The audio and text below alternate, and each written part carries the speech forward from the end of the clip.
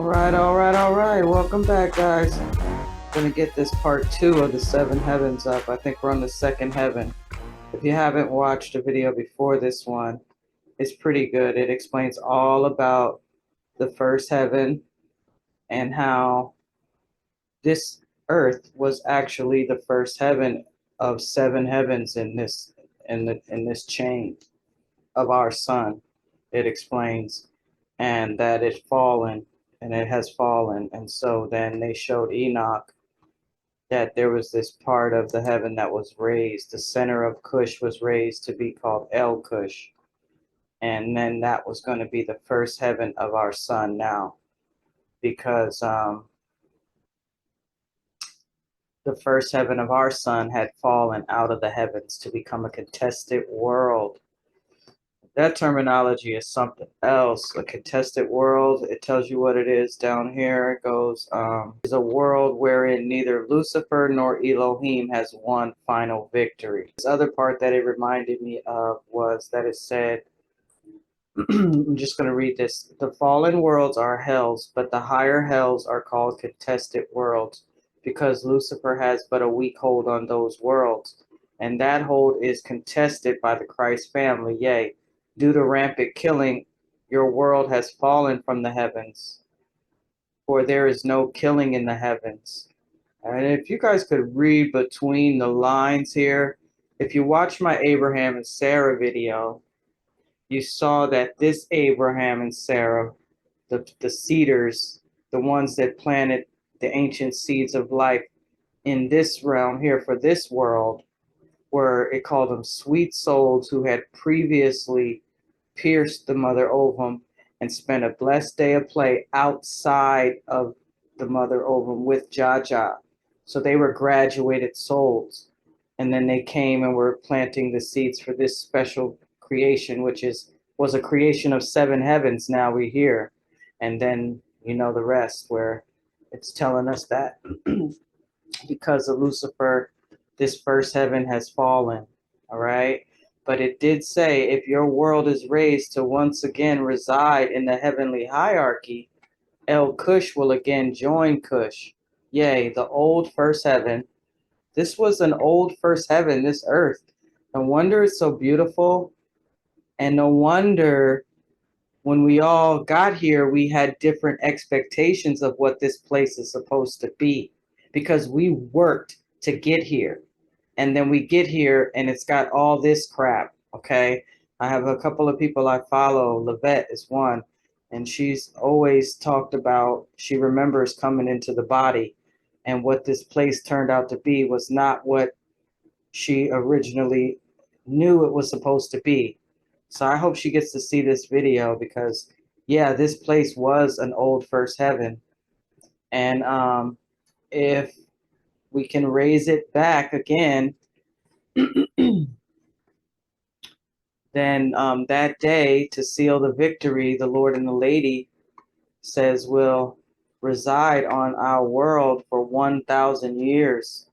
And I thought about Revelations and 1,000 years, and I wanted to take you there just to let you see how it reads. It says, this is where Revelations 20:2, the angel comes down. He laid hold on the dragon, the devil and Satan, and bound him 1,000 years, right? Cast him to the bottomless pit. And then it says, and shut him up and set a seal upon him, that he should deceive the nations no more, till the 1,000 years should be fulfilled. And after that, he must be loosed a little season. And I saw thrones, and they that sat upon them, and judgment was given unto them. And I saw the souls of them who were beheaded for the witness of Jesus and for the word of God, and which had not worshipped the beast, neither his image, neither had received his mark upon their foreheads or in their hands. And they lived and reigned with Christ 1,000 years. But the rest of the dead lived not again until the 1,000 years were finished. This is the first resurrection. I don't know if y'all are familiar with Revelations. You probably are if you're watching this channel. But this is giving a little clarity to me here, what it says in the Megillah. I'm going to go back, and it said that would make a lot of sense, it doesn't say that he's going to be bound for 1,000 years, but it says that if we can raise this world to once again reside in the heavenly hierarchy, then remember in the beginning of this video, it told you that El Cush was raised, the center of the garden was raised, and those beings there and even the animals, everything is beautiful. And it says it's like the original. And all of this new heaven is a beautiful garden, like the Garden of Eden before the fall. And everyone there has this rarefied flesh. It says, and that need not die. Behold, this heaven is a rarefied atmosphere. Okay, and the cherubim who reside here are of a flesh that need not die. So that first heaven, if we could raise it back up, then yeah, Lucifer and all those demonic pain farmers, suckers, and all that stuff, this won't be a contested world. It'll go back up to the heavenly hierarchy, right? And it says that the Lord and the Lady will reside on our world for 1,000 years. Until the glorious day of victory, the Nasarean homeland will be raised from the center of Cush to be the center of El Cush. All right, so that's the first heaven, El Cush. Sorry I talked so long. Let me go now and read about this second heaven and see if we can get this all on there. Those that master the lessons of the first heaven, and they attain the right to reside in the second heaven. And I wanted to tell you those lessons were the 3 requisites. It says the 3 requisites is what you got to do to get to the second heaven. You got to attain these 3. The first is Shekel Mutba, which is natural consciousness. You get that by resisting the Luciferian temptation to abandon natural consciousness for the unnatural. And then the second one, and it told us, don't think that this is new, because throughout the mother ovum, in the lower worlds, the great war has long been fought. And this war is between those of artificial consciousness, which is enslaved light, and those of natural consciousness. So there's a war going on, but that's the first requisite you got to get to second heaven. And then you got to get the second one is progressive mastery of the consciousness of your senses. And then you obtain this third requisite, which is friendship with Elohim, Ruiel.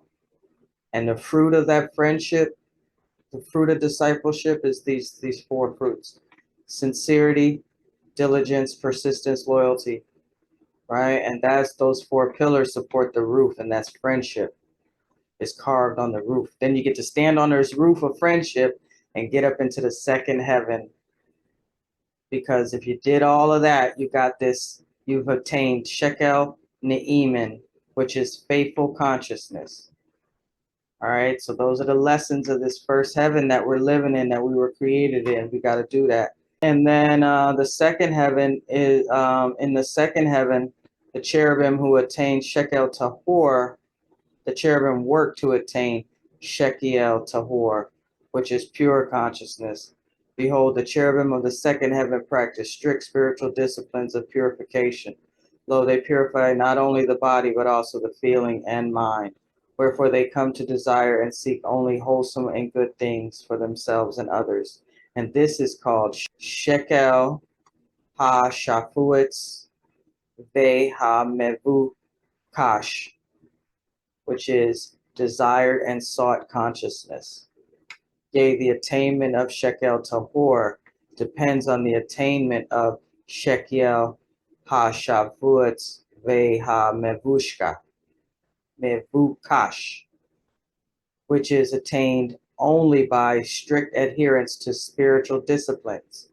Yea, through strict disciplines, they rid themselves of wrong desires and wrong pursuits, even wrong thoughts. Whoa. Okay.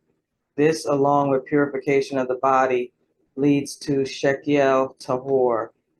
Behold, even these strict disciplines of the second heaven are practiced in the spirit of joy. For lo, that the Essene tree of life is in every heaven, yea, and within each of the cherubim, and the angel of joy is of the tree of life.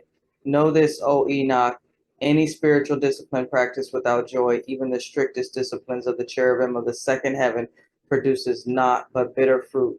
Such joyless discipline is not of the Essene way.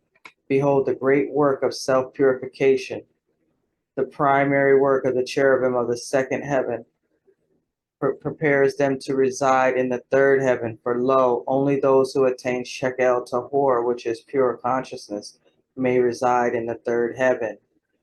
Yea, those that master the lessons of the second heaven attain the right to reside in the third heaven.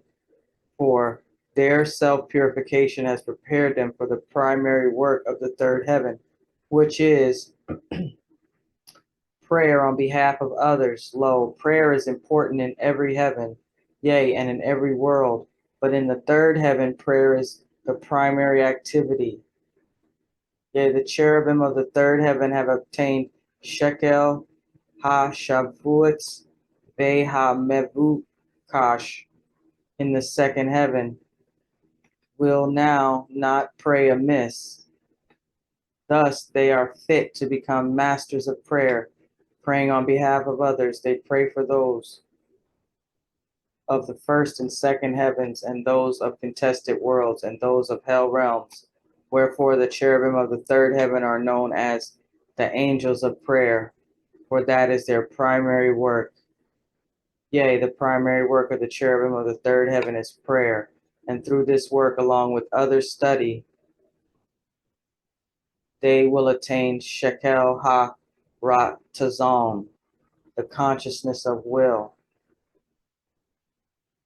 They will come to know the power of the will and will master directing the will towards positive ends, the attainment of which is shekel ha-ratazon. Having attained shekel ha-ratazon and having amply demonstrated the attainment, the cherubim of the third heaven ascend unto the fourth heaven. Behold, those that reside in the fourth heaven are filled with great love. All right, so we're at the fourth heaven. We'll be back with, I think the last video should finish this out. All right, guys, thanks for watching. Stay tuned.